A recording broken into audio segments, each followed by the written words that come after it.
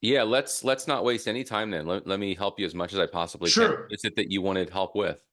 Yeah, so I'm so sorry I cannot turn on my camera because I had notes. I've written like everything that I want to go through Yeah. because I wanted to know to be 100% in this. So Mhm. what I'll do, I'll share my screen and then Sure. we can go from there. I have a few things to go through. So I'll first of all walk through like all the things I have here and then we can I'll have a few questions as well. So this is like I currently have three active clients that I have problems with essentially. And I'll actually run you through the numbers. So here we spend $140, no actual leads, and cost per unique click is good. Unique outbound click rate is fine. CPM is Hmm. fine. Just like no conversions, right? And this is like how the landing page I created right now that I copied from um, roofing quick survey. That guy, no, this is honestly basically this guy that you posted in school group that you're interested in, like who is that? And Hmm. so basically I like few days actually before you posted that in school group, I actually funnel hacked and find them in the first place. So that's where I saw this thing, and I thought to myself like, yeah, this must be working because if they are running so many ads with the same Hmm. templates and everything, and every single one of these ads goes to this landing page, Yeah. just different different login. That's it. I thought to myself, yeah, that might be working, right? And Hmm. so I created now this. I haven't run any ads to this landing page, but yeah, this kind of, I mean, same thing as them. And the Hmm. here is like thing I ran before that is basically, how can I say, two things at the same time. One is your version with like the survey thing, and the other part is from like headline and subheadline from Max Pearson, and he taught me how to know that this is the simplest landing page also works fine, Hmm. and the less the variables we have to know to change and improve, these are going to be to track everything, so that's kind of how I structured my landing pages, and it didn't work so far that great. Okay. But yeah, those are kind of two landing pages that I'm running. I mean, I ran this type with different headlines, and this is not something I'm gonna, switch to, if that makes sense, that I'm trying to switch. Hmm. Yeah, I have pretty much, this is the worst client, like no leads, $140 spent. I have two other clients that are, this one I got actually two appointments for, um, yeah, I mean, it's not calculated here because I called them up on the back end, but two appointments, really solid appointments for $115 each. So that's good. That's okay. And I have other client here. Um, that's kind of, yeah, I mean, we spent total appointment. It was around four that he got last month. So this is kind of the real cost. And for the next month, right now, I want to improve this because it's just terrible. He's in Texas though, so it's kind of harder. I know in Texas to get results because there are 14,000 contractors in there. But yeah, still, I think I can improve there. And Hmm. so what I wanted to achieve with this call is to get kind of structure or copy and pasting that I can that basically works that I can just implement with a few changes to all of these guys, so it kind of works, and get a kind of procedure like what to do if something doesn't work. That's kind of the Hmm. main goal. And so yeah, I mean, I've looked a lot of on like meta ads library to find what's working, what's not, and I see like pattern of things that these guys are of course doing. I Hmm. You said they were copying you, so that's kind of, I mean, kind of thing that you're facing with. But yeah, this as well, kind of similar landing page. And then I had a question about roofing Abe as well. Honest Abe. I mean, do you think this style also works? Because they are like a top 100 contractors and they use something completely different. Hmm. I mean, kind of similar but different in a way that like they have like this kind of ads and all of that, and they must use something good because they're one of the biggest companies. They're spending a lot of money. So yeah, what's your thoughts on that? But yeah, apart from that and a few other landing pages that I found, that's kind of my overall things I have going on. So yeah, Cool. Yeah. Wow. It's even this one that you're on right now is yours. it's not mine. Like I think this is extremely unattractive, but I can tell Yeah. by the structure And even the part where there's that little letter to the homeowner, it's like trying to design it off of what I had, what I do. So let me, and I'm going to talk about why um, some of these people that are sort of just trying to copy what I'm doing might not be getting great results, Hmm. and why your results might not be um, as good as you'd like as well, even though you think you're doing the things that I'm doing. And there's a huge lesson here to be learned, and that is to cut straight to the point. It is the little details and the nuance really does matter. And that goes for the design and the way it looks, to the way it functions and moves around, but also to the questions being asked and the verbiage in for every single sentence and every single label and things like that. Let's look at one of yours. This is one of your clients. All right, so let's see. Well, I'm noticing a lot of things here that I would want to see you change, and they're definitely affecting what you've got going on. So I'm going to preview this URL just so I can see what Sure. the landing page I looks change it now. It was kind of like the first one in the like corner. Go to the first tab, first tab on the top. I want to, yeah. It was like that different headline. It basically copy and paste of the headline like. Yeah. from the ad. So it's kind of congruent. I know that's important. But apart from that, Uh-huh. um, this is for other clients. Yeah. But yeah, it Okay. was like that. Yeah, I gotcha.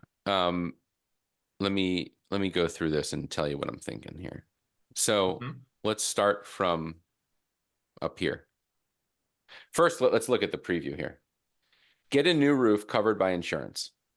That one sentence is probably drastically reducing your conversion rate because, and I mentioned this in YouTube videos and other places, when you mention insurance to the homeowner, it really turns them off. Mhm. They, even if getting their roof purchased by the homeowner's insurance company is the best thing for them to do because the insurance company will buy them a whole new roof, even if that's their best option for getting a new roof, they, when they hear the word insurance and then they think about having to get their insurance company involved, that scares them off because they usually have a lot of preconceived misconceptions about what that means and what it's going to do to them. A lot of people think that when they involve their homeowners insurance company, it's going to raise their premiums, or in other words, their monthly insurance costs. A lot of them think if they involve the insurance company is going to drop them. A lot of them think that roofers who do storm damage restoration and work with insurance companies are often scam artists who take people's money and don't do good work for people. So what's happening here is the ad is acting as a turn off instead of a turn on to the homeowner in many, many, many cases. Mhm. So Um, I have a question here, if that's okay. yep. So I actually let me use mouse to go to here and then agency and then service. Let me go um, to Facebook ads to find you to give you um, how can I say the actual how the copy was um, yeah, it was like this: $2,000 for a new roof. I found out that this was kind of the number you can get with insurance. Like they usually pay roughly around 2,000 for bigger homes is like five to even $10,000. They basically pay deductible, right? Right. And it's kind Now, of this this was website copy, I could envision myself having written something like this a few years ago, 4 years ago, before I realized that talking about deductibles and insurance was a complete turnoff to homeowners. And it. instead, even if your roofing contractor wants storm damage restoration clients, your Mhm. job as the marketer is not to filter out between the homeowners that want to file a claim and the ones that don't. Your job as the marketer is to get your roofing contractor to the house of the homeowner so that he can advise the homeowner with regard to what's best for them in terms of getting a new roof that protects their home. Because the fact of the matter is, a homeowner who's never replaced their roof before, they don't know if they want to file a claim. They don't know if they want to involve the insurance company. They don't know if they have storm damage. All a homeowner knows about their roof when they're calling a roofer or getting in touch with one is one of basically two things. Either they know their roof is really old and they've noticed some missing shingles and they think they ought to do something about it, or they're noticing an acute issue. There is some moisture coming into the home every time it rains. And the guy's wife says, honey, you got to call a roofer and get someone out here to see if they can repair the roof. Now, they're not even thinking about replacement because in their minds, they're hoping it can just be repaired. This is the whole hope framework, basically. They're hoping that they want to have a roofer come out, look at their roof, tell them how to fix it. Like they're not even waking up and thinking, I want my whole roof ripped off and replaced. But so it's very similar to like going to the doctor. If you have a hurt knee, you don't wake up in the morning and where your knee hurts and you're like, I got to call a doctor to get an operation and to be put to sleep and have my knee replaced. No, you wake up in the morning, you say, my knee hurts, and when I bend it like this, it's really bad, and when I run, it hurts terribly. I need to go get it looked at. I need to go get it looked at. That's all you are doing in that instance. Same thing with a homeowner with their roof. They need someone to look at their roof. That's all they want. And who they choose to look at their roof is the roofing contractor who they believe is going to honestly look at their roof and truthfully tell them exactly what's going on and what their best options are. And so like if your knee is hurting, you wouldn't call up a knee surgeon and say, hey, when can you do a surgery? You would call up an orthopedic doctor, an orthopedic surgeon, or an orthopedist, and you would say, hey, my knee hurts, I need you to look at it. And then they'll tell you, starting hopefully from the least invasive thing to the most invasive. Like at first, like if you walk into a doctor and they're like, we're going to operate before they even touch your knee, you're like, that's a red flag. But if you walk into a doctor and they say, let me feel your knee, can you do this, can you do that? Let me try giving you some exercises to do to strengthen it. Maybe that'll work because I don't want to operate on you if we don't need to. Well, the same is true of a homeowner choosing a roofer. They're going to choose a roofer based on someone that they think is going to truly help them and not just recommend the most expensive invasive thing that's going to disrupt their lives and cost them a ton of money. So, Sure. So what does that mean for you, the marketer? The marketer, our job is to reassure the homeowner that they have stumbled upon a roofing company who does good, honest work and truly tries to help people. And number two, when he does come up with a solution, he charges fair prices. And the solutions he come up with range from, if you just need a repair, he's going to tell you that. And if you need a full replacement, he's going to tell you that too. And he's going to recommend the best way to get a replacement so it's as easy on you financially as possible. Doesn't mean it's the cheapest. It means it's the least amount of stress. So you're going to get a great roof that protects your home with no corner cutting.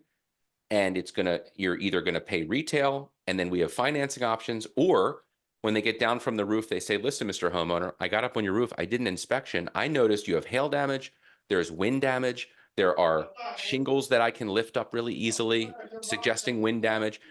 If you told your insurance company about all of this damage, you could file a claim with them and they would definitely buy you a new roof.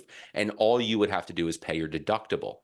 And that now that the roofer's there with the homeowner in person, that's when when the homeowner, if he has an objection, says, "Oh, I don't want to do that. I don't want to get my insurance company involved. They might raise my premium, or they might drop me, or whatever, all these other things that aren't true." Then at least the roofer's there in person to say, "Oh, you know what? I hear that a lot. A lot of people think it's going to raise your premium or they're going to drop you.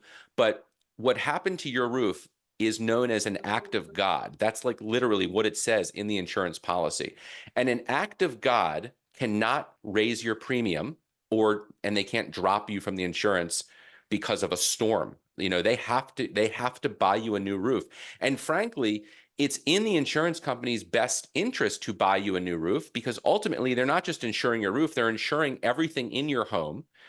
And so if the roof is no good and water comes in your home and damages your furniture and your flooring and your walls, and you have to get your whole thing gutted, they're going to have to pay hundreds of thousands of dollars to restore all of that. So they want to buy you a new roof. It's actually something they look forward to doing in order to make sure your home is protected. And Mhm. then the homeowner says, "Wow, I never knew that. You know what? I think my deductible is only $3,500. Are you telling me I can get a brand new roof for $3,500?" And you say, "That's exactly what I'm telling you. We specialize in helping homeowners get the money they deserve from their insurance company." And now your roofing contractor has sold a storm damaged roof, has done an insurance deal with a homeowner, but the only way he got to the house was because he didn't scare them away with the ad. Does that make sense? Okay, absolutely. But here's the thing. I ran, I mean, I of course purchased the whole framework and all that. I ran those ads, different creatives, and sometimes, the click-through rate, the conversion just wasn't there. Yep. So, that's kind of, I mean, let me see if I got it here. And on the flip side, um, I like for the with these ads, I let me just find if I yeah, $1,000 for a new roof. Like I got a ton of comments. Let me go to um you can see I spent $87. Like look at the click-through rate and all of that with this ad that was like mentioning insurance. So it's kind of, here the click-through rate was really good and all that. And there were a lot of comments you can see and all of that, even though not all of them were good. Yeah, I mean, look at this. This homeowner saved 3,000. Like it's basically Right. your copy. Now go to the And landing page it for that was ad. saying it will go to this one because I changed it, but Right. it was like this, and it Uh-huh. was get a new roof replacement for thousand. It was like Right. thousands less. Right. Well, Let hold me on, see. because Dom, I haven't. There's more to this. It's not simply the ad.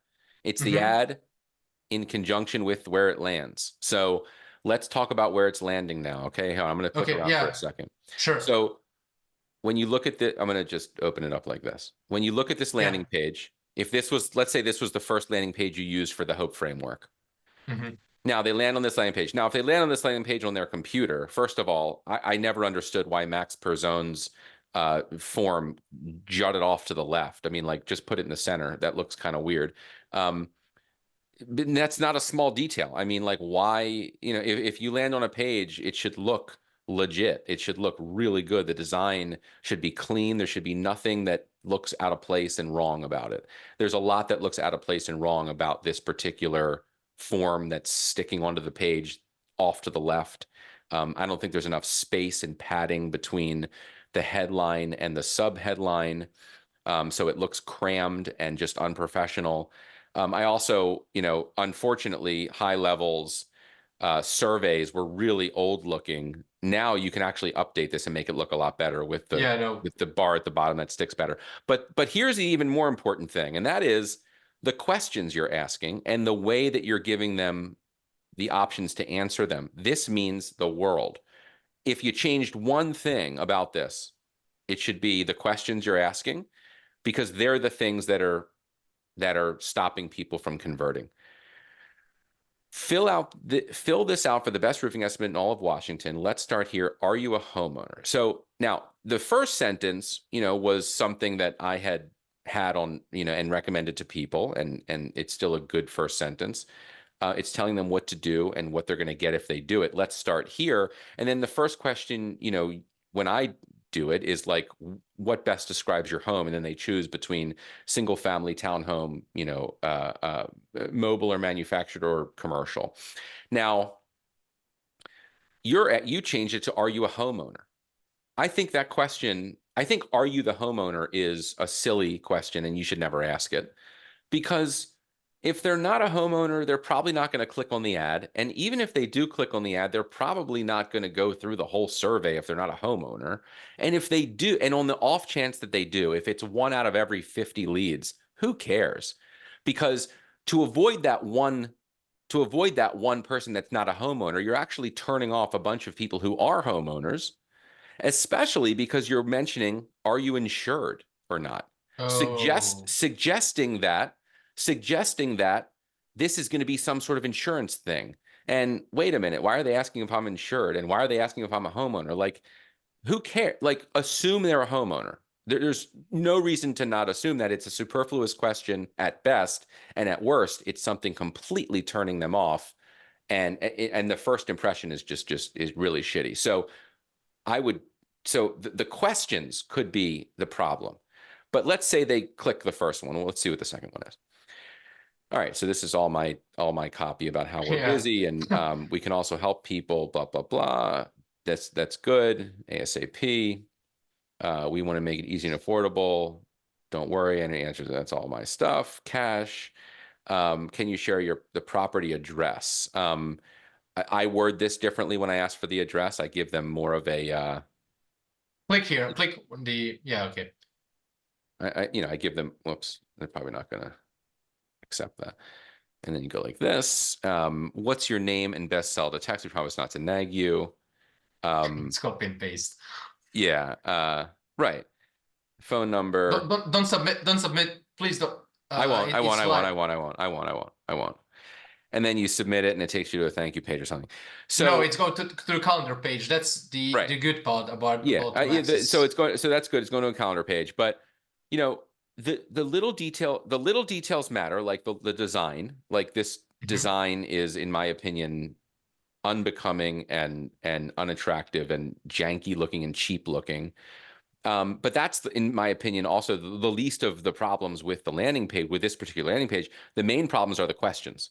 That Mhm. first question is a total non-starter. It's probably killing 80% of the people that land on the page are like, I don't want to do this. You need to suck them in. You need to give them easy questions to answer that. And this is another thing. The goal of the form and the goal of the headlines is you should sort of like very lightly hint that sending that the questions you're asking are questions that are going to result in a quote, or at least the beginnings of a quote. So when they fill this out, they should really be feeling like they're answering important questions that are going to help the contractor get started on their quote, so they're going to Mhm. get something in return. And that first question kind of just really kills that. And then, So yeah. should Well, wait, does let me mention Mhm, a go on, couple go of, on. yeah. So also, like, little details, right? So the you made the subdomain facebook.americanroofingpro.com. People see that. People see that they're going to a Facebook like landing page. And I know a lot of people don't know about landing pages, and regular lay person might not read into it and think about it at the level that we do, clearly, because they're not Mhm. marketers and they don't know about websites and landing pages and subdomains and things like that. But when they see on the ad that that the link says facebook.americanroofingpro.com, that screams advertisement to them. Now, they probably know they're clicking an ad, but it really screams like this is a Facebook promotion ad sort of thing.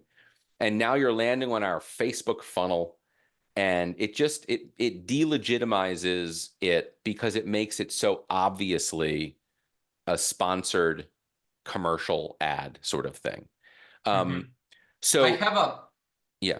So what I created is like kind of one domain. It's like as well, it's roofing service. I found that's easier, and because a lot of these guys, they you know they are slow. They don't know where their DNS records, where their GoDaddy logins are. So I created that, and what I wanted to do is just create like add subdomain of their company name. So if it's like American Roofing, I would add American Roofing dot. I know what's my domain, but roofing service, something like that, and Yeah, then I buy a domain every time I get a new client. We buy a domain so that we have control over it. It seems like it's very similar to their real domain, mhm, but and we just do the landing pages there because I don't want to wait for their, I used to set it up as a subdomain on their, through their DNS records and everything. But makes sense. but what I was going to say about the subdomain is the subdomain is a really fun thing to actually use to your advantage. Make the subdomain something that when they see it, it'll make them excited about actually filling out the survey. Maybe bestroofingoffers.americanroofpro.com or um, you know, best bestrooferever.americanroofpro.com. I mean, like make the Yeah. subdomain, make the subdomain or bestroofingprices.americanroofpro.com. You can really make the subdomain hint to them, just another little hint that they're in a place that they're going to get a good price, a good fair price. It's a good company, and having the word Facebook in there just totally, in my opinion, Makes sense. cheapens it. Um, so this Okay, is the so same survey. yeah, it's less questions because I know that from other media buyers they told me like the less friction, it's gonna be easier for them to submit and all that. But once again, Yeah. first question is the problem. So I'm gonna definitely change that. But apart from that, I mean, it's obviously kind of your landing page. This looks cleaner, I know that. But is Mhm. it something that's gonna I should give it a shot with this kind of landing pages? Yeah, I mean, this one looks cleaner. It's certainly like it's centered. I would update the survey just to make the things stick to the bottom, and it looks better with these buttons look so old and dated to me. Yeah. Um, I ended up removing this. Our schedule for March is filling up fast. Get in touch today, and I removed it because it's not very honest, and I think people were aware of that, and it just Mhm. didn't play well. So I ended up changing this to something else that I tested out a couple things, and you can test out some things as well. Sure. Just gets people's attention, and I think what the thing to focus on is how do I present my roofing contractor as a contractor who is going to be honest and truthful and who is going to do good quality work? Like those, if you can communicate those two things to the homeowner, why did balloons just show up all over the screen? Did I you don't see know, that? and like buttons. Yeah, and like buttons. Yeah, is it because of my hand motion? I think it is. I've like done like a thumbs up and like a Yeah, thumbs yeah, up yeah. appeared. It's It's so showing weird. interesting. Um, I But thought it was yeah. my birthday for a second. So I mean, test out some things, but you want to try to always present your clients as being honest and truthful and fair. Okay, And makes and sense. yeah. I have a question here. Could we start like I can show you like few other ads. Like this is my honestly the biggest struggle with this client. So you can see like I don't know. I have few questions about all the ads. Once again, $1. Don't judge me for it. I didn't know what I was doing. But here like the whole framework and the 1K off. 1K off is your old like YouTube video that you had with 1K. Basically, this client agreed to have 1K off as a deal. And so these were like the numbers, $128. And this, you can see how everything looks. Pictures are awesome. They have like pictures of real people. They're like a big company there. Mhm. And you can see conversion rates are like unique album click rate is just awesome, especially with this ad. So it's kind of, it's working definitely. And I mean, it's just copy and paste of your ad that you had Mhm. on Facebook. Oh, I'm sorry, on YouTube. And the good part is like they are in Seattle, so there is no competition. Like other competitors are doing windows. So there's Mhm. like literally no roofers in that area. I mean, probably some, but they are not advertising. And so like CPM and everything is kind of good. It just that I'm not converting, maybe because of that landing page. But and then I tried Hope framework. No, it's actually not. It's not Hope. It's like $6,000 off, $7,000 off. Um, kind of this framework. I mean, everybody's using that as well, Mhm. but with same ads. But yeah, that's kind of the issue. Would you give it a shot with the home hope framework, the actual hope framework, and then like with this kind of ads? Would basically few changes here and there, or would you try something else? Because I really need to get those guys leads. That's kind of the issue. Yeah. So did one work better than the other? I mean, look at the metric, it's maximum. No, like this. So, I mean, we spent 16 bucks here. I mean, look at the matrix. This is whole framework. This is 1K off.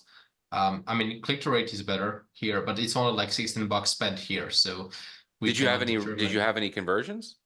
No leads with any of these Okay. for this Yeah, client. And I had I think your big gone. problem is the survey. I really do. I think your huge problem is the survey and the questions.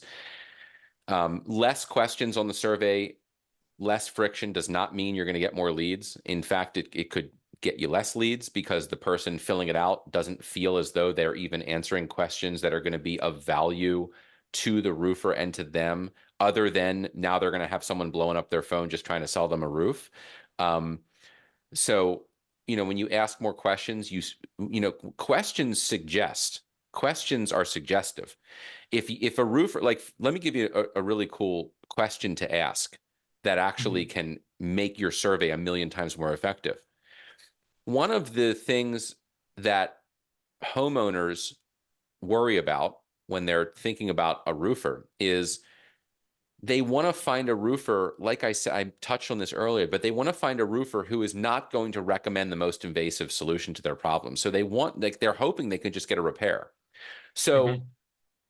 when they see an ad for roof replacements, you know, they're going to click it and they're going to think to themselves, all right, well, people that do roof replacements, they might do repairs too. But if this is definitely just a roof replacement kind of offer, then I might not be interested in it.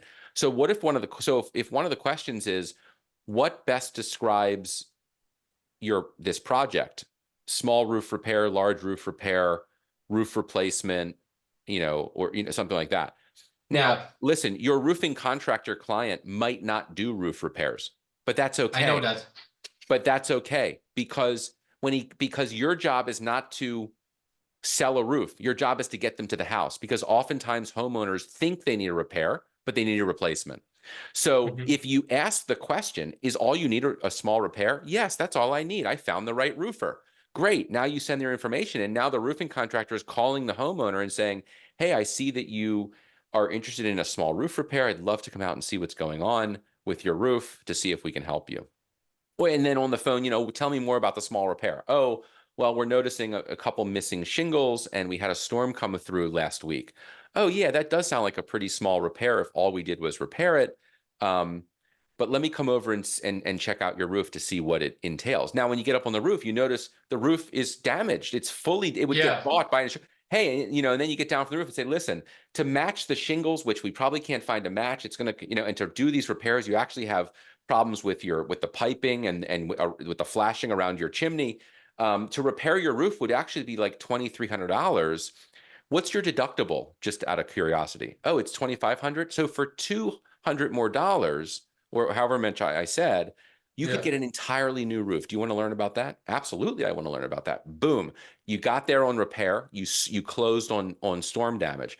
So the You questions on mentioned this, that yeah, in the video, and I exactly told it to clients and they love it. They love it because like they asked me, did you get me repairs and all that? And I explained that to them, that it's like we are gonna say to people that we are honest, we're gonna offer them to see if they want to do repairs or replacements, and you're gonna sell them in person. I explained because you said that in the one of the videos. I watched all of your videos. yeah, so awesome. so so yeah, that's kind of I know about that for Yeah. sure. So I'm But definitely gonna. but Dom, you know about it, but you need to Yeah. apply it to the funnel. I mean, Yeah. think about the survey is a magical thing. People don't realize how magical the survey is. They think that the magic behind the survey is just that it's different than a form and it like moves cool. That's not the magic. The magic behind the survey is kind of like a digital version of a person asking the homeowners single questions at a time,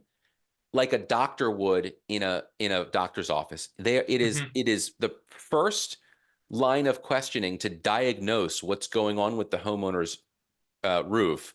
And what it's doing is it's planting seeds in their mind. It is hinting to them that you can help with the things you're asking about. When you ask if all they need is a simple repair, what you're really doing is saying, it's okay if that's all you need. We're your company. We're going to take care of you. Hmm. If that's what you need, we're going to call you and we're going to talk about that. That's really comforting to a homeowner who is otherwise very skeptical and worried that they're just going to be hard sold a whole roof.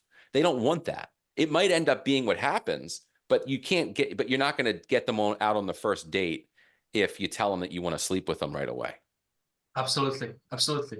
That's awesome, man. Look, I have I have a few more questions to Yeah, actually to ask you, and then like if we go through those questions, we have enough time.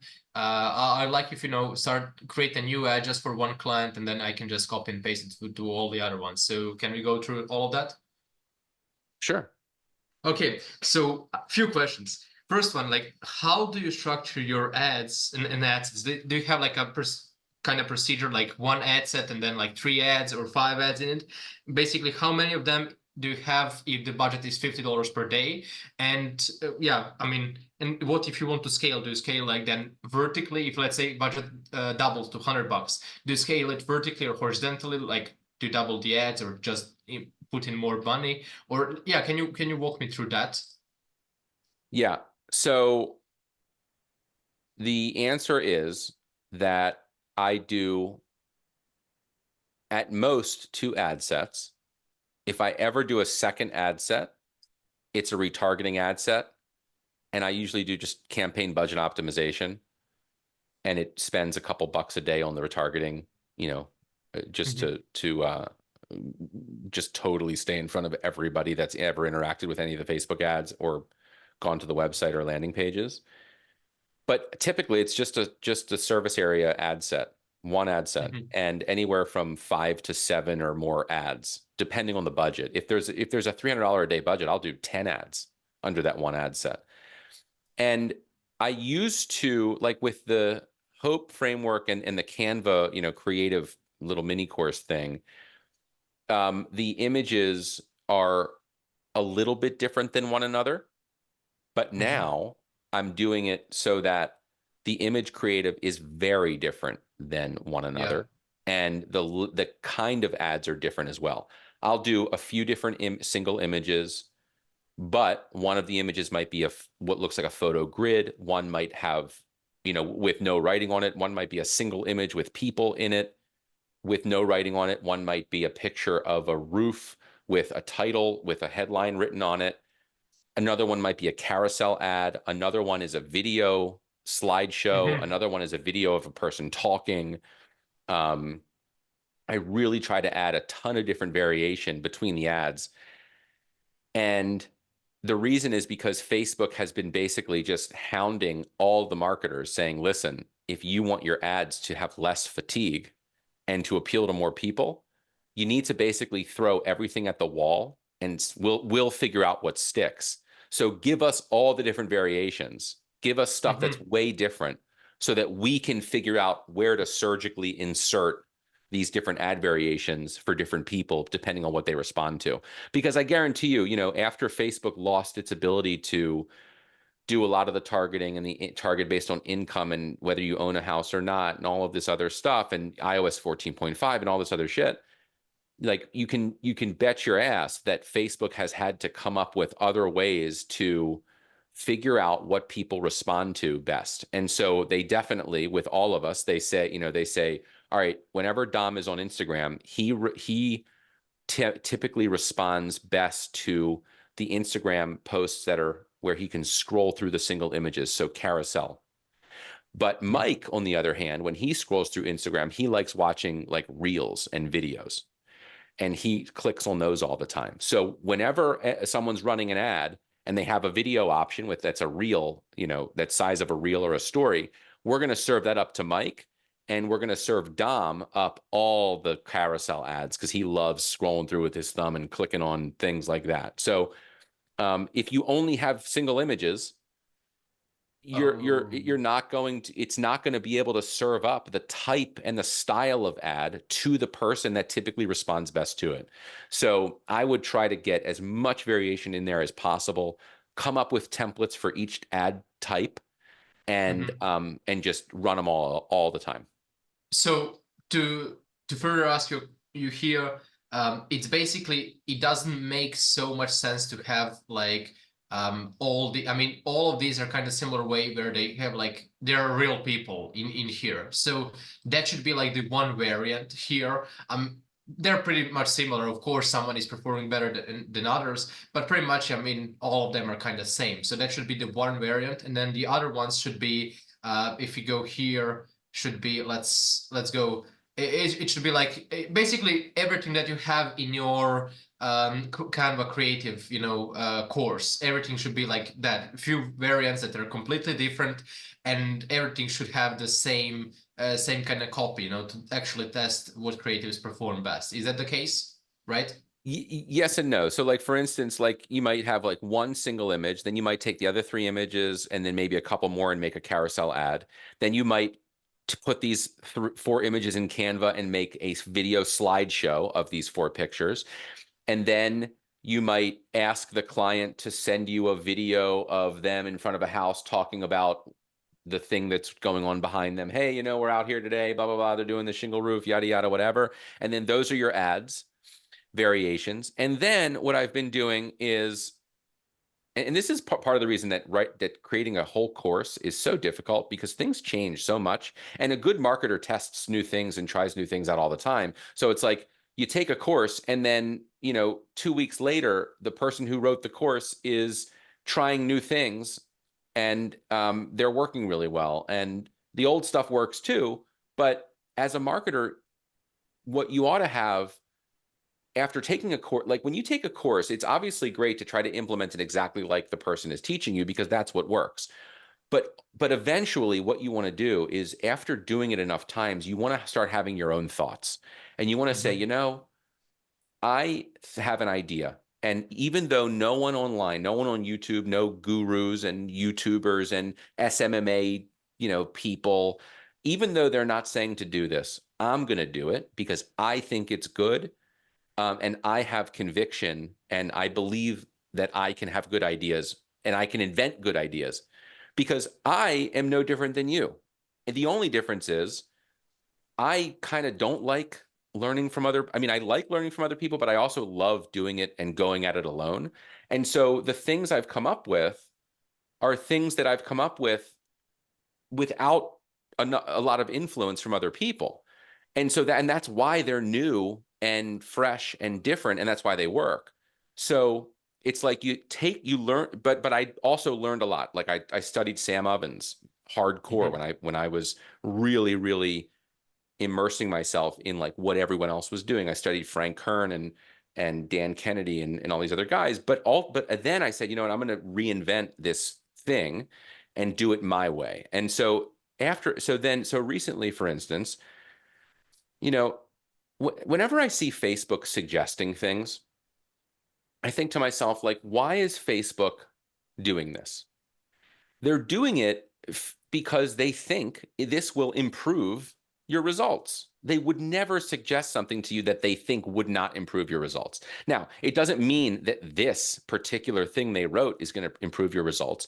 But what I took this to mean is they want you to add a variation for your primary text. They want another one in there. And why do they want another one? They want another one because they know that the more they have to work with, the more chances they're going to be able to figure out what resonates with people on their platform.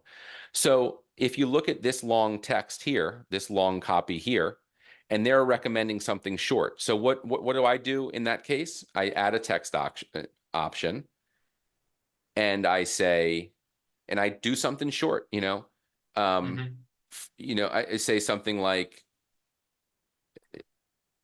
click here now for a full roof replacement starting at 9. And then, link, whatever the link is. Yeah, And like they're going to try this in certain placements, and it might work better for some people than the long copy, but you would never know it if you didn't put it in there. And the cool thing is, after a week or so of running the ads, you get some leads and things like that. You can filter down to see which primary text version of was the one course. that triggered the lead. Okay. But do you let me ask you here, do you do like yeah, add like versions of copy here, or do you just create like duplicate the ad and then do it that way? So I I hired used a to me. I used to Mhm. duplicate the ad and make small changes so that the image was the same on two different ads, but then the primary text was different. I don't do that anymore because Facebook has been saying that this is the most important part of the ad, the picture, the creative, okay, the picture or Mhm. video. And what they are noticing is causing the most fatigue is not the primary text being the same, but the image being the same. So Facebook is not going to be very inclined to serve up this image twice with two different uh, primary text options in two different ads. Instead, what they're going to do is they're going to serve up the same image, but swap in and out the primary text because it's Makes all part sense. of one ad. Um, I think it's just it allows their system to be a bit more agile. Same with headlines. I'll do two or three different headline variations um, that I think would work really well and see which ones work. And the cool thing is Facebook will put your client's money toward the headlines and primary text that ultimately are working the best. They're not going to waste money on headlines and primary text that isn't resonating with anyone. So you can Absolutely. you can have faith that they're going to make good decisions on your behalf. You can even add additional descriptions, I believe, or maybe not. I thought you could. You can in Yeah. some respects, but and then like if I do a retargeting ad set, I'll often change all of the call to actions on the retargeting versions of the ads to get quote or something like that, or contact us, just to give a little bit of a different feel with regard to the button. Um, and Yeah, that's the black one. But yeah, yeah, can I ask you a few more questions I yeah. have? Like the first one is, what are your KPIs in terms of landing page conversion rate and cost per booked appointment? What are your targets there? So I don't upset. This is gonna. No one likes this answer, and frankly, it might be a terrible answer, and it might be very unprofessional of me to think like this. But because everyone's like, it's the data, the data, the data. You got to obsess about the data, otherwise there's nothing you can go off of. But as you can see from your own ads, sometimes the click-through rate is amazing and the CPM is amazing, and everything looks good, but no conversions happen, right? Yeah, So it's like, who cares about the KPIs? Like, your CPMs are good. So what? It's not doing anything for you. Like, so and your cost per click is good. Great. I mean, obviously, if you can check those off and say those are good, but it's not converting, well, then at least it's probably your landing page. And then you can say, what about my landing page? Can I adjust in order to get people who are clicking at a good rate? How do you get them to convert? Well, you make sure that your landing page isn't and your survey isn't turning them away when it shouldn't. But then there's other things to look at, because it might not be your landing page and your survey necessarily. It might also just be your overall messaging. I mean, you can say a lot of things in the ad that get people to click because they're clicking under false pretense. You're yeah, yeah, saying something in the ad that gets them to click, and then it ends up being a click that they wish they never made because they're actually about to do something that they didn't really think was actually what they were intending to do. So it's like the KPIs are important, but also being able to see the whole thing as a cohesive unit, and to say, what parts of what does this make sense from first impression all the way through the completing the survey? Is this a complete thought that really makes sense. That if I was the homeowner, it would, what the ad says makes a lot of sense. Totally. When I click it, I land on a landing page. And when I get to a landing page, I think to myself, wow, I know where I am. I know where I came from. I know what I'm intending to do here. Oh, they're going to ask me some questions. Oh, that's a good question. Oh, yeah, that, boom, do. Yeah, I'll share my address. It makes sense. They're going to be in the area. They want to know, they want to look at my roof and do a free satellite thing and whatever. That's really cool. And they want to communicate with me. Oh, they're even going to text me because that's more convenient. Fantastic. Here's my cell phone number. Submit. And now they're on a thank you page with a calendar. Oh, they want me to book a thing, this is actually really convenient. I don't feel like talking to anyone on the phone. I'm going to book it right now, blah, blah, blah. And they go through the whole thing and it all makes sense. It holds them by the hand. There are no weird questions. There's no like sketchy, turn-offy kind of verbiage anywhere. The design is good. It moves nicely. That's my KPI. It's like Mm-hmm. when I go through the whole thing, how do I feel about it?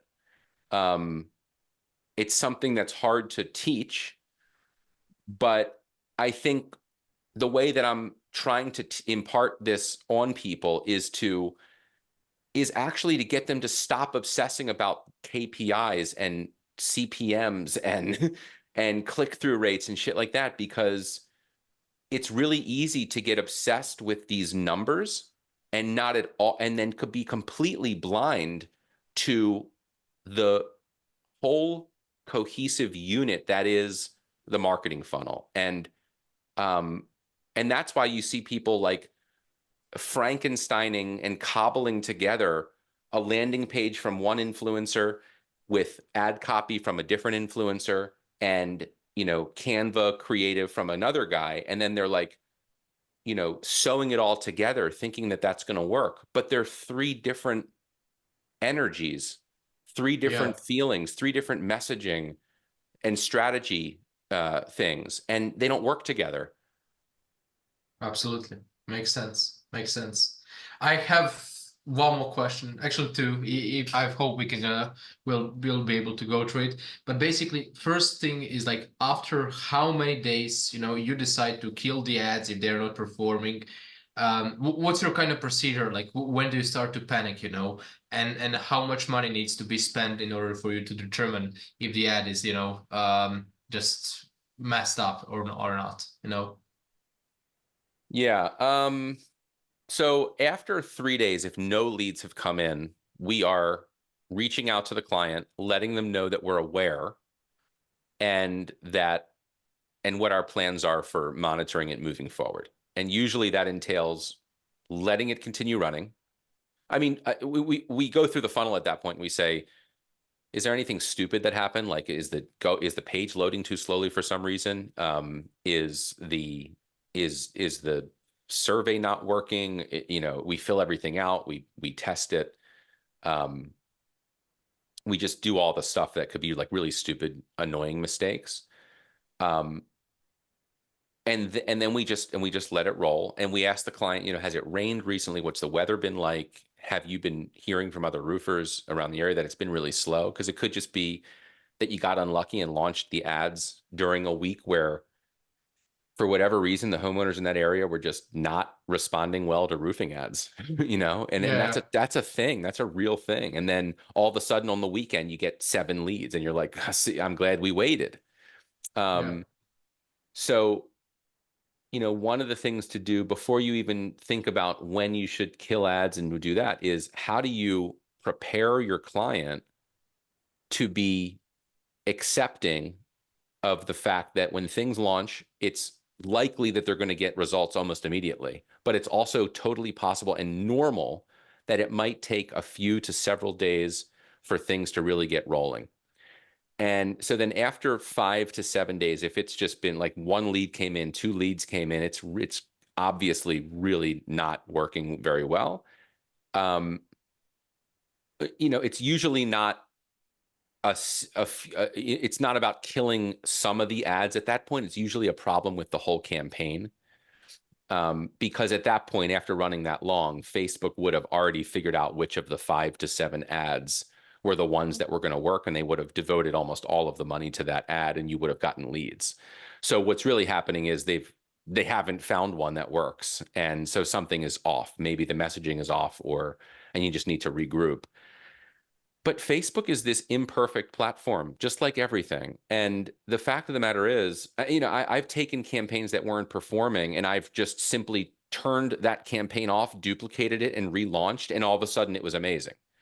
And Mhm. I mean, there's certainly a possibility that Facebook gets a little buggy and doesn't distribute ads for particular campaigns that were launched a certain day properly, and they're constantly giving people refunds. That if you pay attention, you'll notice in like the billing stuff, you notice that you get refunds here and there because of things that happen.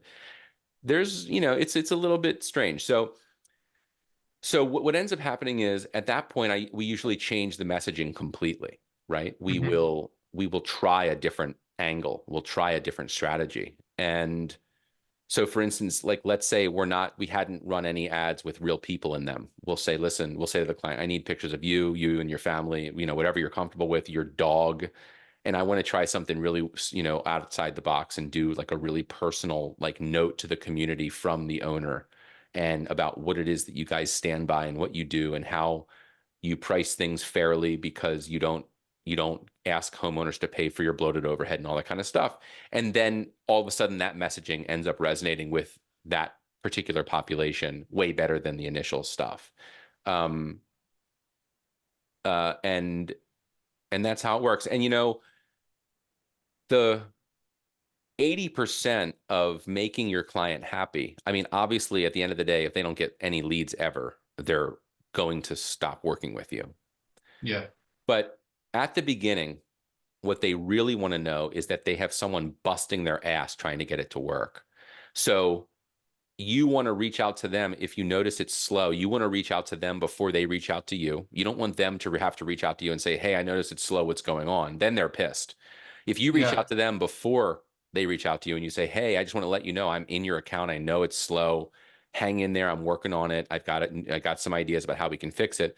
Then they think to themselves, I might not be getting leads right now, but I've got someone on my team that's going to figure this out. I feel really, really comfortable about this and happy that I chose this person who cares about me. I'm not just a number, and they're not just handing me off to some account manager who doesn't know what he or she is doing. So, um, Dom, I don't know if that answered your question in terms of like Absolutely. concrete things to do, but I think those are really important things nonetheless. Makes sense. I have one last thing. I know that you have to run, but listen.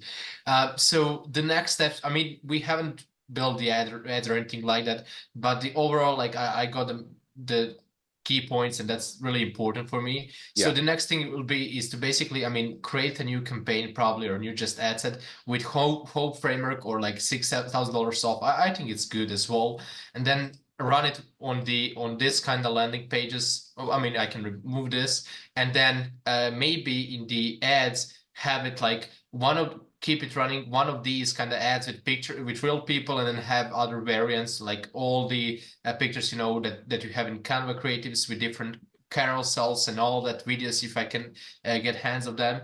And that's basically my, how can I say, next steps. Is it kind of correct? 100%. Yep, those would be great next steps. And if you do those, send me screenshots, email me, message me. I'll answer, and I'll give you some feedback. And also I want you to do this stuff that we talked about.